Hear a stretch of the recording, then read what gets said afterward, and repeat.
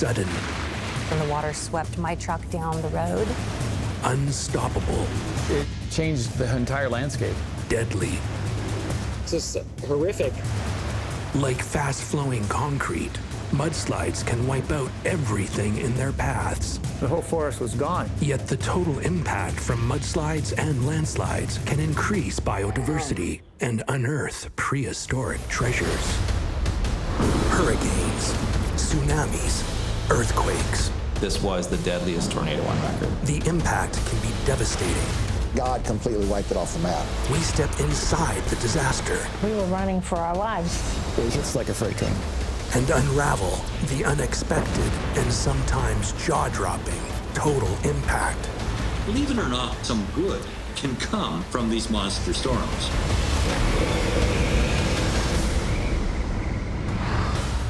Between 2004 and 2016, more than 50,000 people were killed by landslides around the world. Surprisingly, this ferocious phenomenon often begins like this. A fire ignites in a picturesque park in Southern California. The Thomas Fire started in December. It was started by power lines that came down and the sparks ignited in the brush.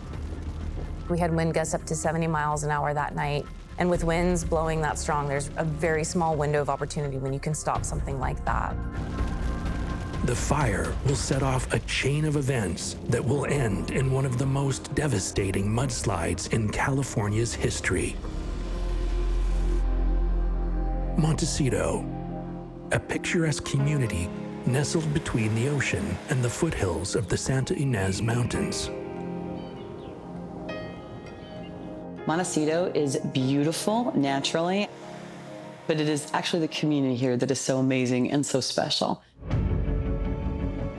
But like many communities in California, Montecito's year-round sunshine means long, dry summers that transform the surrounding vegetation into the perfect fuel for fire. Everybody loves the weather, but that also makes for a hazardous area too in terms of fire. We have these long, dry summers, brings on fires. The Thomas fires explode in size. More than 1,000 firefighters work to contain the threat. Residents receive mandatory evacuation orders, including Lalo and his partner Peter.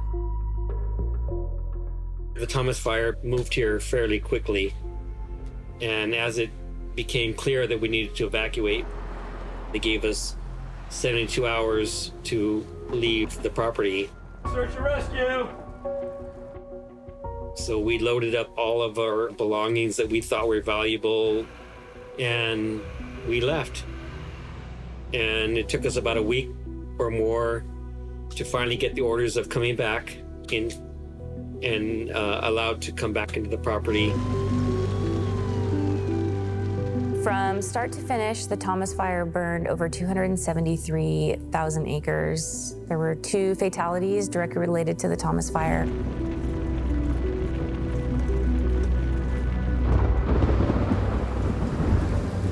Many have only just returned to their homes when warnings are issued about incoming rain and the possibility of flooding and mudslides, also known as debris flows. But debris flow is usually caused after a fire because the fire burns the vegetation and now the slopes are bare.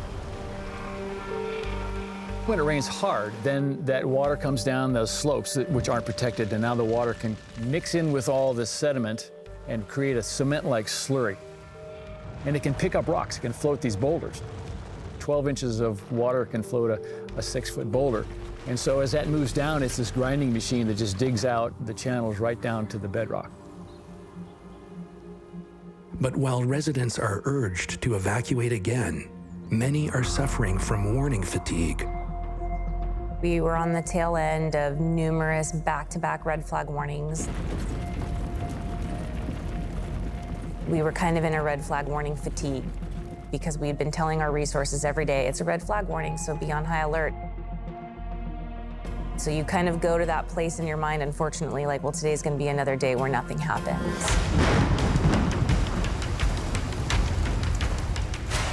It came up to the point of the new worry of this rain coming, and we were told that we were in the voluntary evacuation zone, but we were so exhausted at that point.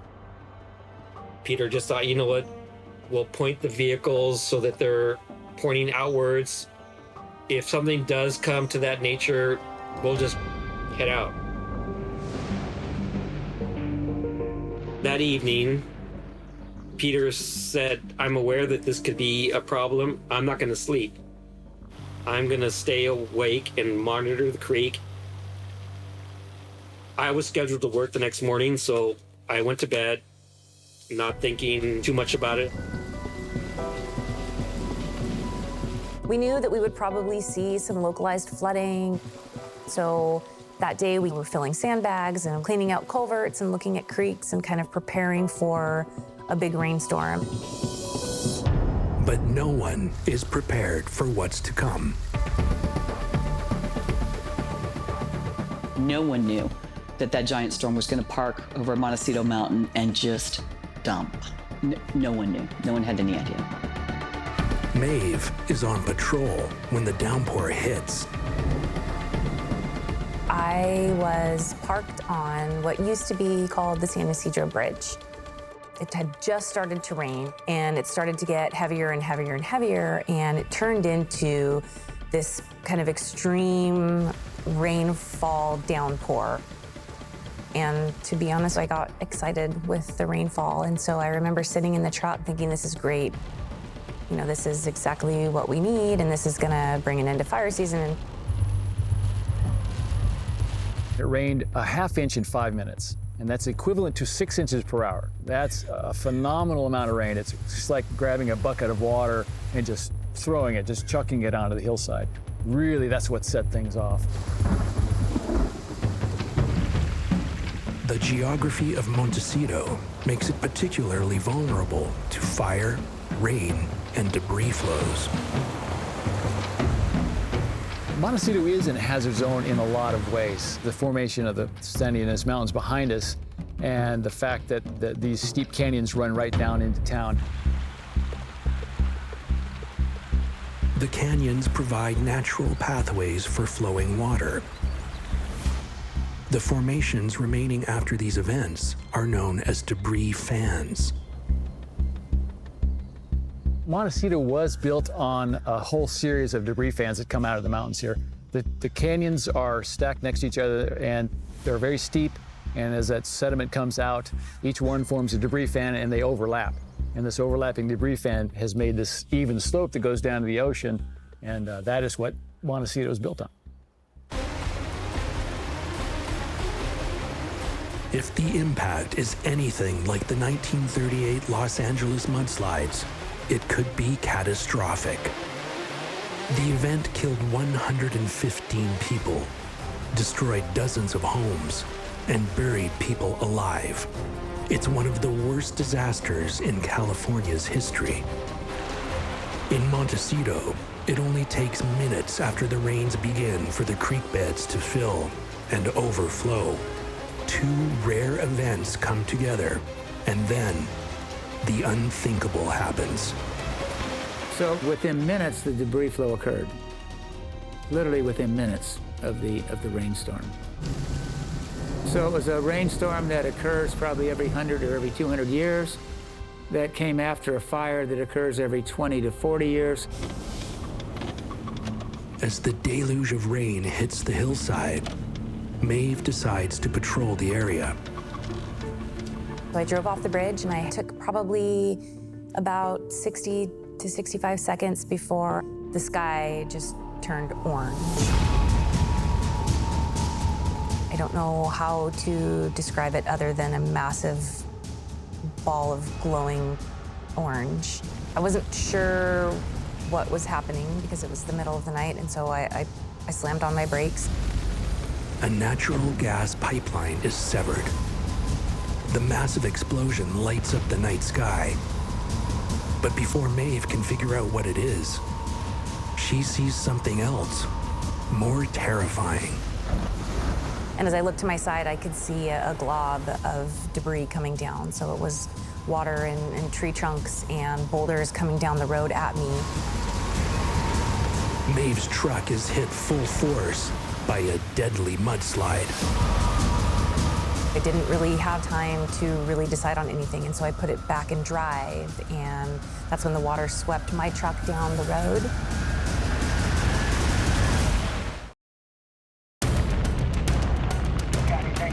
Following the devastating Thomas fires, a 1-in-100-year rainstorm hits Montecito. Within minutes, the hillsides and everything on them are swept away in mudslides. Residents in the city below aren't aware that it's too late to evacuate. A debris flow can be very destructive as it moves down through these steep canyons. It moves fast, it's sudden, it's got a front that's about 30 feet high. There's no warning about it except that it's been raining. And it's filled with boulders and large full-size trees. It tangles up on bridges and it finds new paths. And these large boulders, when they crash into houses, it instantly obliterates them. It really hits like a freight train. Lalo is sleeping while his partner Peter keeps watch out the window. Suddenly, Lalo is wrenched awake. My phone was giving the alert sound. I was so confused and disoriented. I felt like there was independent boulders shifting underneath the house. And as I started to realize the potential of what was happening, I looked over towards the creek and I could see huge 200-foot trees snapping down like twigs. I told Peter, I said, let's get the hell out of here. I tried to run as fast as I could to the front door where I always kept my keys. I was this close to actually grabbing my keys when the front door burst open and mud and water and everything started to flow into the house. As Lalo's house is struck by the full force of the mudslide, Maeve's truck is swept away, with Maeve inside. She has only a split second to make a life or death decision. I knew in that moment that I was gonna have to make a quick decision to try to get out of the blob. I knew that there was a driveway coming up on my left, and so as that driveway came up, I kind of prepared myself and turned the steering wheel as hard as I could in hopes that I could get out of the blob. If she can't steer her truck out of the mudslide, she could be buried, crushed, or suffocated in the debris. But Maeve is lucky. I successfully got my truck out of the blob and into a driveway. Immediately got out of the vehicle and turned around to kind of see what had happened behind me. And it no longer looked like what it had just a few minutes prior. There were power lines down, there were boulders, there were vehicles stuck everywhere. There was just stuff everywhere. Mountainous areas around the world are vulnerable to mudslides and landslides. When drought and fire are added to the mix, the risks are even greater. When a wildland fire comes through, like the Thomas fire, it just completely scorches the vegetation in the hillsides. It kills the seed beds, it kills the plants. It doesn't allow the earth time to kind of regenerate and heal and repair itself. A wildfire removes the vegetation and produces a lot of ash. The ash can infiltrate the soil and make it almost impermeable to water. And then the plants themselves release a waxy substance that can seal the surface. As rain falls, it can't penetrate the waxy, ashy layer. So when it rains, it just quickly runs off, and the runoff can be up to 10 times more than would normally be produced without a fire. It can move boulders up to the size of buses. The weight of the boulders is pretty close to the weight of the fluid that's moving them. So they kind of bob along like ping pong balls along a stream. And there's no limit on the size of the boulder that can be transported. Within minutes, multiple mudslides are barreling through Montecito, destroying everything in their paths. It almost was like a scene from a horror movie. People were covered from head to toe in mud, and people were confused and they were cold. People were crying, people were yelling, and I realized that not as many people evacuated as we thought had. Downhill from Maeve, for those who haven't already evacuated, it's too late to flee. I ran back to where Peter was. He was in the bathroom. He told me immediately, jump onto the vanity. And I started to shake, and I was like, Peter, Peter, Peter. And he tried to calm me down and just said, if we need to, we'll get higher.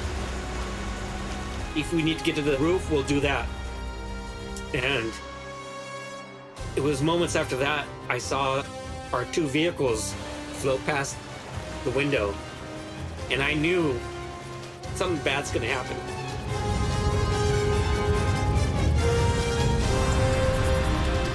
The house actually started to lift off its foundation.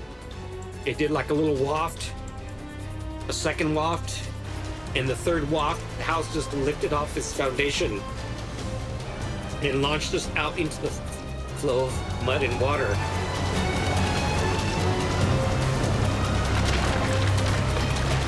It was a miracle that I didn't die in that moment. The people who didn't evacuate didn't know it was coming, and when it was coming, it was probably too late. People reported the boulder front is coming down and lines of trees falling down like a mass of elephants behind, pushing down the trees through a forest. And it makes a big noise. Debris flows move, they sound like, probably sound like a freight train going by. You can hear it coming, you can see it coming. As the mud flow hits their home, Lalo and Peter are swept away into a torrent of mud, trees, and boulders. I went into survival mode. Instead of trying to resist, I went with the flow. And Peter yelled at me at that point and said, Lalo, grab onto some wood and you don't let go. I looked over my left shoulder. I saw Peter for the last time. As Lalo desperately searches for something to grab onto, Maeve jumps from survivor to rescuer. I had asked my two firemen to start knocking on doors. They found a couple whose house was closest to the gas explosion. Their house had caught on fire. They jumped out of the window to escape. And when the wife jumped out, she broke both of her feet. It was still pouring rain, it was dark, there was still a ton of confusion. The only light that we had was from the glow of the fire down the street. Maeve calls for an ambulance, but she's told they can't get to her. And I remember being incredibly frustrated, thinking, why can't anyone access us? I don't understand why they can't get in here. So I said, fine, then I'll drive them to you. As we came down the street, I got a glimpse of what was happening, and the entire community that I was used to driving through had washed away. Everything was gone, and there were just power lines and boulders and pieces of homes and roofs in the street. It felt like an alien landscape. You didn't know where the road even was anymore. It was just such a surreal, shocking, visceral feeling. I just couldn't process it at all. It was too big. It was just too big. Further downhill, Lalo and Peter have been ripped from their home. As Lalo loses sight of Peter, he fights to stay alive. I was going probably about 25, 30 miles an hour at that moment. So when I hit the tree, I grabbed it from its side, but my head still hit the tree pretty hard. But I hung on to the tree and I started to try and figure out what my next move was going to be. I started to notice the amount of boulders, rocks, cars, trucks, everything was coming down the creek, and I just felt like something was going to snap me in half. I just had that terrifying feeling in my spine that I'm here held on this tree, but something's going to smash me up against it. Once the mud flow started to recede a little bit, it became less liquefied and more thick, but I felt it was safe enough to get off the tree. Lalo has no idea what's happened to Peter. And as the rain continues to pour down, Maeve comes to a stark realization. There were just 7 of us from the Montecito Fire Department. We kind of started to realize that we were stranded.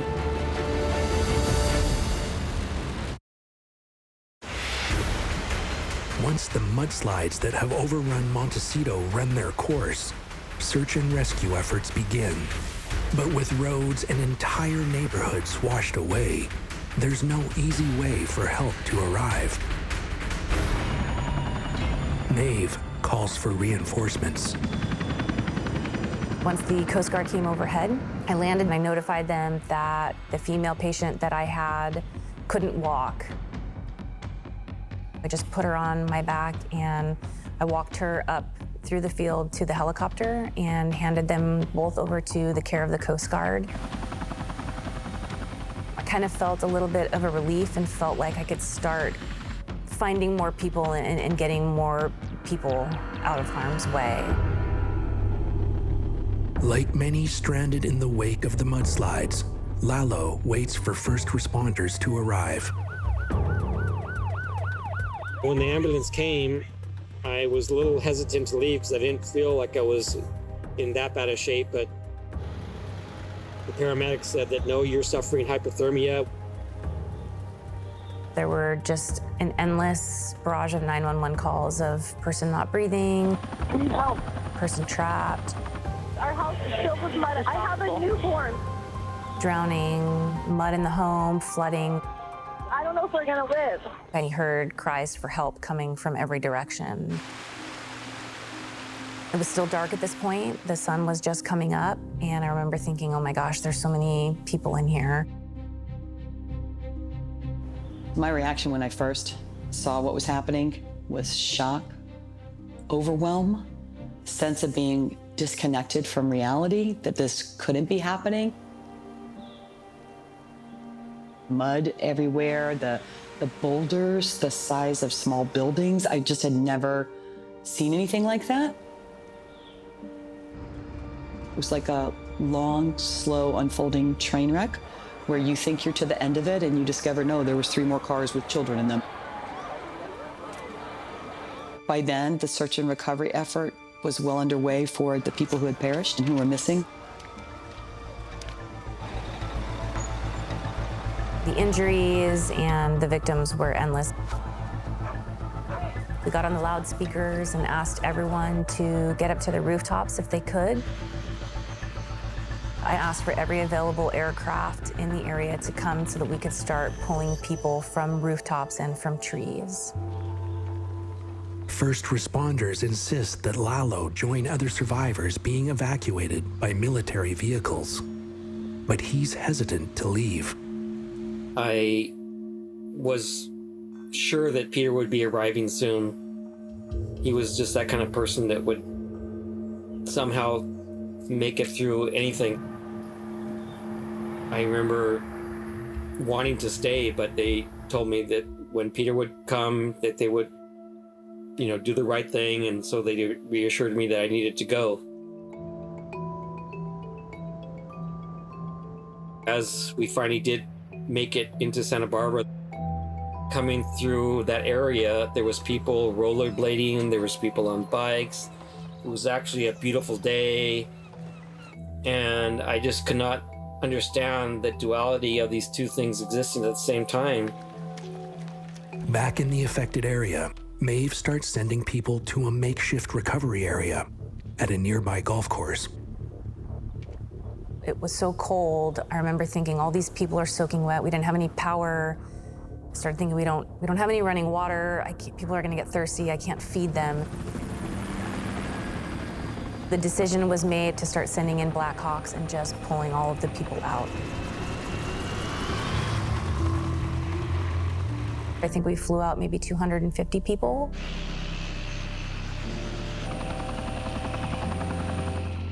As Lalo recovers, friends and family search for Peter. It wasn't until the next day the word came in that he was found. They had found his body. I also found out that someone had posted on Facebook that they had found Peter's passport, photos, personal belongings. And once I did actually see his belongings, I knew it was real.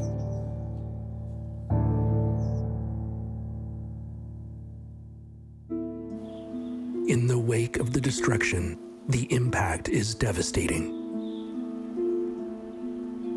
While Lalo will never forget that fateful night, it's the loving memory of Peter that is forever imprinted on him. Peter was someone that was willing to live his life without any regrets. Peter was a character that I think early on in his own life, he realized that there is no do-overs in this life. He was someone I never would have thought of falling in love with, but he captured my heart, and I will miss him for the rest of my life. In the aftermath, the community comes together to rebuild.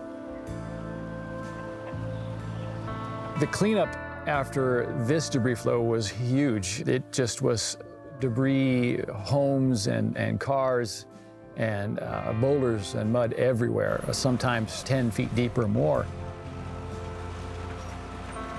Hundreds of people working around the clock for months on end. And some of the bridges just got open 2 years later. It was very, very difficult.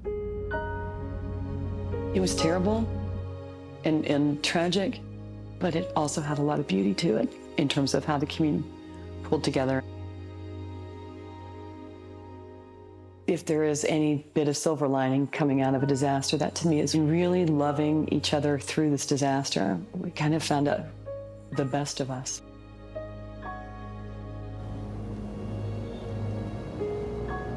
I tell the people in my life that I love them more often because I always want the people in my life to know what they mean to me.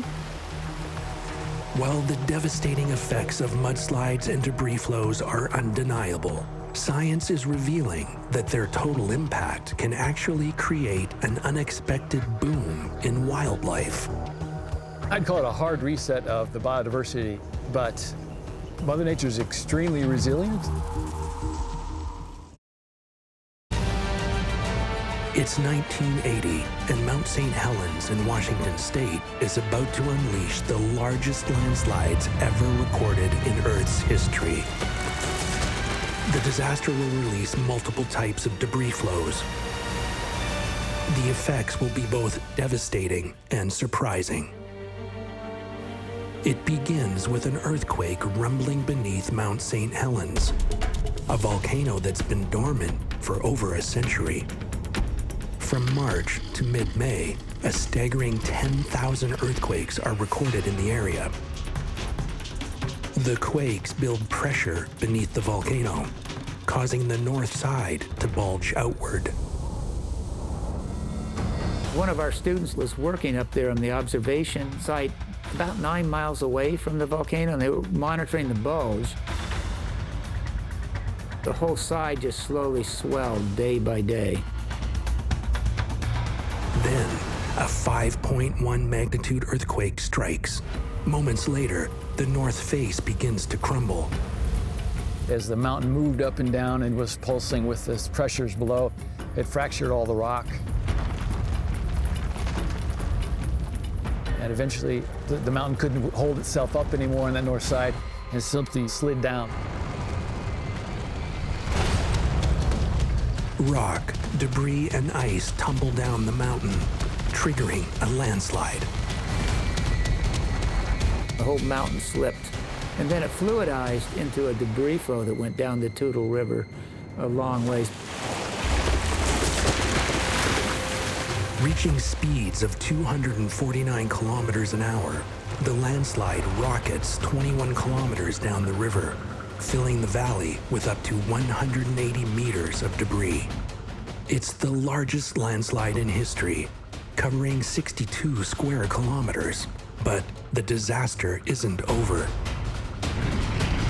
With a new opening on the north face, the volcano explodes in a lateral blast, ripping down the mountainside. You can imagine if an explosion goes sideways rather than up, it's going to knock down trees and destroy things.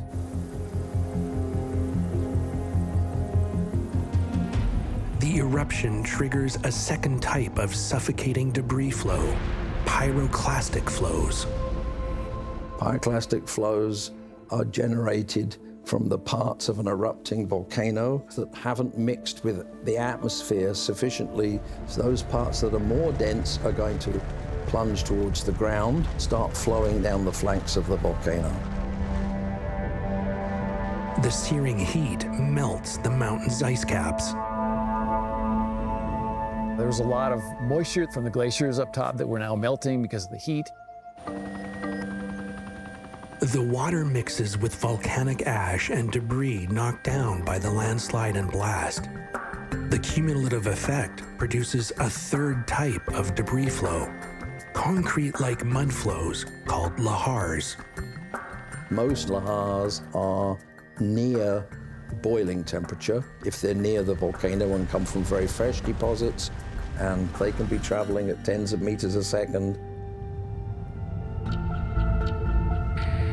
An eruption and three types of debris flows, a landslide of epic proportions, pyroclastic flows, and lahars. The impact is devastating. It wiped out a whole forest. The whole forest was gone. St. Helens was extremely destructive to the surrounding environment. It just blew all this sediment and shot it outward, and it knocked down all the trees for hundreds of square miles, covered the lands with ash and very hot gases that burned up. It killed a lot of things. 57 people are killed, along with 7,000 game animals, as well as birds and small mammals. 596 square kilometers of forest are obliterated. An area once full of wildlife is reduced to a wasteland.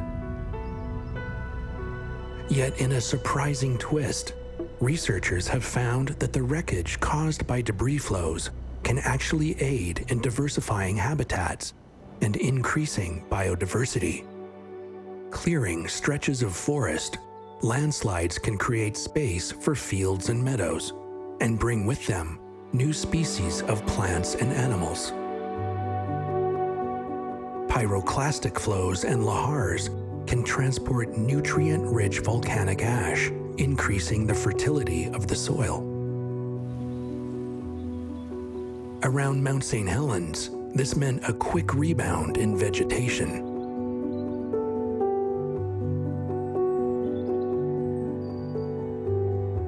Fortunately, it happened in the springtime when there was a layer of snow on the ground. The plants and animals that live underneath the snow actually made it okay. They were protected by this layer of snow. We saw sprouting coming up within weeks. The forest came back remarkably quick, actually, just a few years. Underwater, debris from landslides can also increase aquatic biodiversity by creating new habitats for both predators and prey. It was a major reset, changed the entire landscape. Of course, Mount St. Helens looks completely different now. Those changes will be around a long time.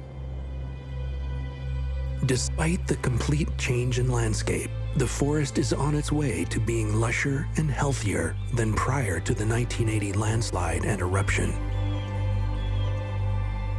I'd call it a hard reset of the biodiversity after Mount St. Helens, but Mother Nature is extremely resilient, and it's amazing the regrowth that came afterwards. While landslides can both destroy and support new life, in some instances, their total impact brings with them a gold rush of treasure seekers and can uncover the prehistoric past. Landslides are constantly bringing new fossils onto the beach, but it's a double-edged sword because at the same time, the landslides also threaten people and property.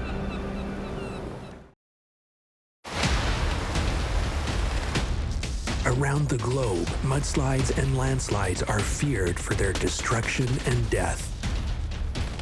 On the southwest coast of England, the geology of the picturesque village of Lyme Regis makes it prone to landslides. Yet they've had a surprising upside that brings tourists here from around the world. Landslides in Britain are not common at all. In fact, there are only 1 or 2 hotspots, and the coast around Lyme Regis is really one of them. The reason why the coast around Lyme Regis is so prone to landslides is that the lower part of the cliffs are made of Jurassic rocks, about 200 million years old, and those rocks are impermeable. And then capping the cliffs is a much younger sandstone from the Cretaceous age. That's permeable, which means that the rainwater can soak down to the clay surface, and that allows the cliff top to slide off into the landslide. The Bindon landslide of 1839 was one of the largest coastal landslides in Europe. Overnight, more than 6 hectares of land and 8 million tons of rock broke away from cliffs and crashed onto the beach and into the sea. It's not a regular process, it's an erratic process that happens sporadically according to the weather. So the more we have rain and storms, the greater the chance of landslides. And that makes it really hard to predict. Yet the very geological qualities that make the region prone to catastrophic landslides are also a record of the Earth's past and have given the area the name, the Jurassic Coast. So Lyme Regis sits on the Jurassic coast for a 95-mile section of coast. There is nowhere else in the world where it's possible to walk through 185 million years of the Earth's history in a virtually unbroken sequence.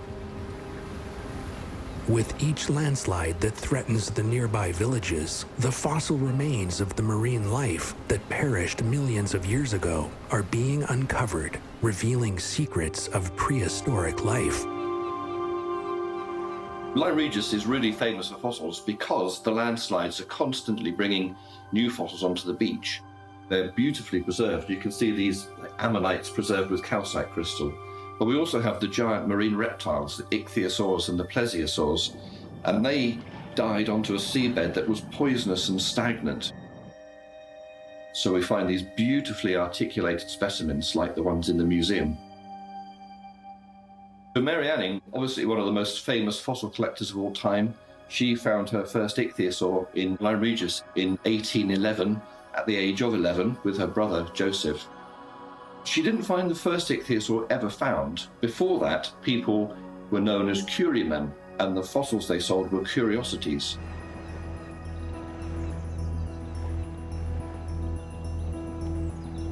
Today, amateur and professional fossil hunters from around the world flock to the area after landslides, searching for fossils. From beautifully geometric ammonites to giant plesiosaurs and Scelidosaurus, every year, between 20 and 30 of the finds turn out to be of scientific interest. The landslides are constantly bringing the fossils down to the beach. I found my first fossil here 40 plus years ago, and we're still finding the fossils. It's a fantastic and completely sustainable activity. We also need collectors to be out there collecting, because if they weren't, the new and important finds, which are still being made, they'd just be smashed and lost by the sea. Well, the landslides along the Jurassic coast continue to be one of the important sources of Jurassic fossils in the world. The devastation that landslides and mudslides can bring is undeniable. And modern engineering is leveraging physics to help mitigate their deadly effects.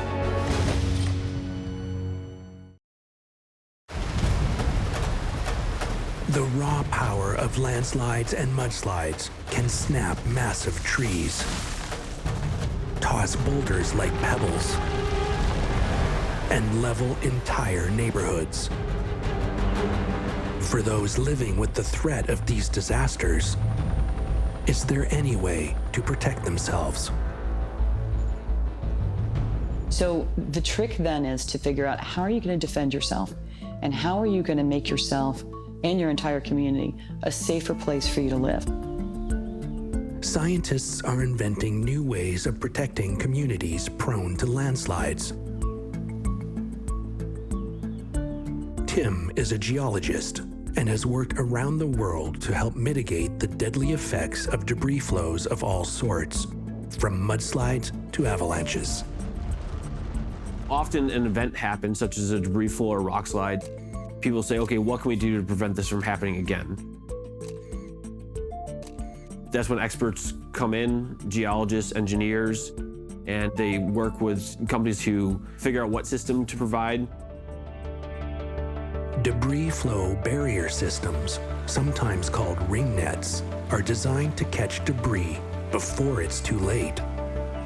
The nets themselves are made from high tensile strength steel, and we loop them in a machine into different spirals for different strength nets.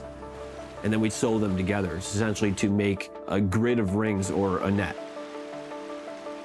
They're made from high tensile strength steel, which makes them very strong, and the structure of them makes them very flexible. So we're stopping dynamic hazards by allowing the hazard to slow down as the system deforms. Whether it's rocks, trees, or snow, the ring nets work by catching debris, stopping the momentum. It's like big strainers. Debris flow is coming down the channel and impacts the barrier. The barrier deforms and slows the material down, and then eventually stops it. Jesus. The idea for ring nets isn't new. It's based on Swiss avalanche prevention technology that's been around for decades. Rudimentary systems were started in the 50s using these wire rope nets, wood posts, and they started with avalanche protection. So the snow would accumulate behind these rows of fences and preventing the avalanche from starting. In the 70s, they started developing specific systems for stopping rockfall.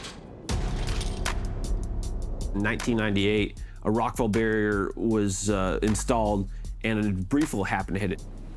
It filled this rockfall barrier, and then that's where the idea of using a flexible barrier to stop debris flow happened. Flexibility is the secret of a ring net's success. Wherever a system's flexible, it can be lighter weight because it's taking deformation and it's absorbing the load through the flexibility rather than just brute force.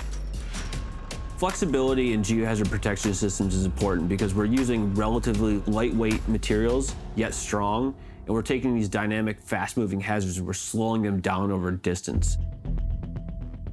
Following the deadly mudslides in Montecito, California in 2018, ring nets have been installed to help prevent future tragedies. The debris flow nets at Montecito are going to provide protection from additional mudslides, and it's going to reduce the potential hazard in the future. By no means does it eliminate potential hazard. Those kinds of infrastructure projects won't save you from everything, but what they do is they do build in a certain sense of security here, and they help you understand that you're going to be able to navigate these things much better in the future. You have to think about the fact that we're living in a climate-hostile world now. With climate change and development, the rate of landslides occurring worldwide is projected to increase. Climate change is changing everything in terms of the severity of fire, and rainstorms are definitely getting more intense. So the possibility of loading this wildfire and rainstorm is more likely, which will lead to more severe landslides. We're not in control, and the environment is going to do what it's going to do. The only thing we can do is be prepared for the next event. Mudslides, landslides, debris flows. They can destroy everything in their paths and turn deadly in the blink of an eye. Yet their total impact can also increase biodiversity and reveal prehistoric treasures. As the danger looms for those living in their paths, and in a world with increasingly unpredictable weather, technology could help mitigate the devastation of the deadly debris flow.